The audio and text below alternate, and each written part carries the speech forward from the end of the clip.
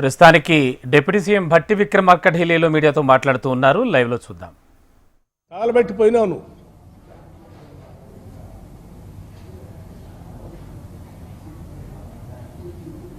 Current యాదాద్రిని మొదలు పెడితే అట వీళ్ళు ముందు నడిపించలేకపోయారు. అసలు అదే నేనుంటే ఎప్పటికల్లా తెచ్చేసేవాడిని అని. యాదాద్రి ఎప్పుడు మొదలు పెట్టారు మీరు? నేను లెక్కలతో సహా ఎందుకు అసలు ఆలస్యమైంది, ఎవరి వల్ల ఆలస్యమైంది కూడా డేట్లతో సహా నేను మీ ద్వారా రాష్ట్ర ప్రజలకి దేశానికి కూడా తెలియజెప్పాలనుకుంటున్నాను. మీరు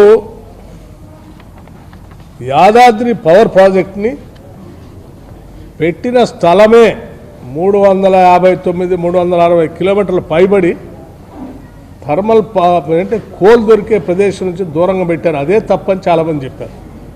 కోల్ ట్రాన్స్పోర్టేషన్కి విపరీతంగా కాస్ట్ పెరుగుతుంది. పోనీ పెట్టిన దాన్నైనా మీరు ఏమైనా కంప్లీట్ చేశారా అంటే, మీరు ఎన్విరాన్మెంటల్ క్లియరెన్స్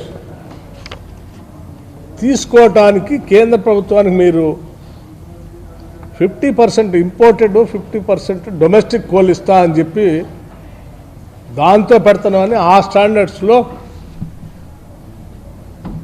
పర్మిషన్ కోసం అప్లై చేస్తాం. ఆడ పబ్లిక్ హియరింగ్ కూడా చేసి 50% డొమెస్టిక్ 50% ఇంపోర్టెడ్ కోలు, ఆ కోల్తో ఉండేటువంటి ఎన్విరాన్మెంటల్ ప్రాబ్లం సరిపోయేటట్టుగా సమావేశం పెట్టి దాన్ని సబ్మిట్ చేసి మీరు నేను ఎన్విరాన్మెంట్ క్లియరెన్స్ తెచ్చామని చెప్పారు. ఏమైంది దీన్ని? పోనీ అట్లాగే మరి 50% ఇంపోర్టెడ్ కోల్తో 50% స్థానిక కోల్తో మన ఇండిజినియస్ కోల్తో నడుపుతున్నట్టు లేదు, మొత్తం అన్నీ 100% ఇండిజినియస్ కోల్గా పర్మిషన్ వచ్చిన తర్వాత మీరు మార్చేశారు. బాధ్యత గల ప్రభుత్వం, రాష్ట్ర ప్రభుత్వం కేంద్ర ప్రభుత్వానికి ఎన్విరాన్మెంట్ క్లియరెన్స్ కోసం అప్లై చేసేటప్పుడు ఎవడైనా అబద్ధాలు చెప్తాడా? వాళ్ళు చెప్పామనుకో, మరి దానికైనా స్టిక్ అయి ఉండి ఆ 50% ఇంపోర్టెడ్ కోల్ను వాడాలి కదా. నువ్వు వాడవచ్చు. అది మార్చే వరకు దానికి సంబంధించి ఎవరో ఎన్జిటికి పోయారు. ఎవరు? Environment YTP suspended by the honourable NGT southern zone Chennai on 30th 9, 2022. ఎవరున్నారు అప్పుడు అధికారంలో? మీరే పాలనలో ఉన్నారు. తెచ్చిన ఎన్విరాన్మెంటల్ క్లియరెన్స్ క్యాన్సిల్ చేశారు వాళ్ళు. 2022 నుంచి డిసెంబర్లో ఎన్నికలు జరిగేంత వరకు కూడా ఆ ఎన్విరాన్మెంటల్ క్లియరెన్స్ వాళ్ళు క్యాన్సిల్ చేస్తే మళ్ళీ దాన్ని హియరింగ్ చేసి సబ్మిట్ చేసి ఏమైనా క్లియరెన్స్ చేసుకొచ్చారా? చేసుకుండా అలాగే పెండింగ్లో పెట్టారు. దాని జోలికే పోలేదు.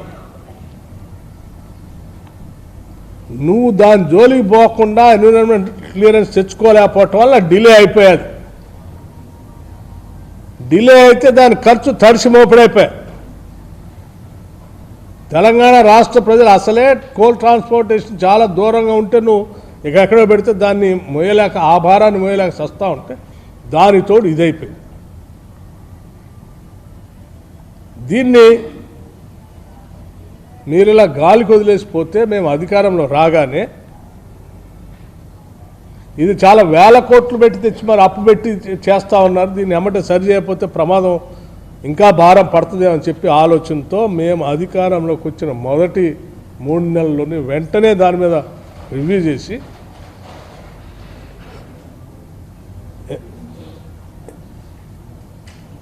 ఏడు 12/2024 తర్వాత మేము అధికారంలోకి వచ్చిన తర్వాత పబ్లిక్ హియరింగ్ ఆన్ 20th 2, 2024 నాడు పబ్లిక్ హియరింగ్ కండక్ట్ చేసి స్మూత్గా ఏం గొడవ లేకుండా అందరికీ అర్థమయ్యేటట్టు చెప్పి proper public hearing on 20th 2, 2024 మేము వచ్చింది 2nd,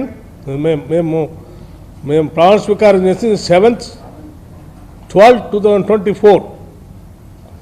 20th 2, 2024కే వెంటనే దీన్ని మేము పబ్లిక్ హియరింగ్ చేయించాను.